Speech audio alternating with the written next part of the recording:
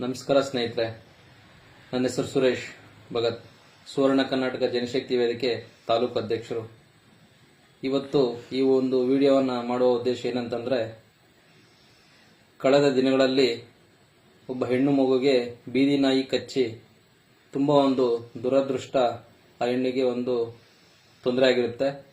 ಇದರ ಬಗ್ಗೆ ಸುಮಾರು ಸಲ ಮೌಖಿಕವಾಗಿ, ಲಿಖಿತವಾಗಿ ನಗರಸಭೆಗೆ ಅನೇಕ ಸಂಘಟನೆಗಳು ಸಾರ್ವಜನಿಕವಾಗಿ ಕೂಡ ಮಾಹಿತಿಯನ್ನು ಕೊಟ್ಟಿರ್ತಾರೆ. ಆದರೆ ಯಾವುದೇ ರೀತಿಯ ಕಾನೂನು ಕ್ರಮ ಕೈಗೊಂಡಿಲ್ಲ.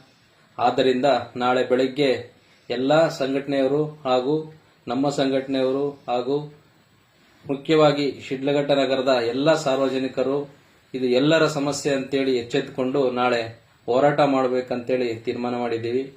ನಮ್ಮ ಜೊತೆಗೆ ನೀವು ಬಂದು ಈ ಒಂದು ಹೋರಾಟಕ್ಕೆ ಬೆಂಬಲ ಕೊಡುವ ಮೂಲಕ ಈ ಒಂದು ಸಮಸ್ಯೆಯನ್ನ ಬಗೆಹರಿಸಿಕೊಳ್ಳೋಣ ಅಂತ ಹೇಳಿ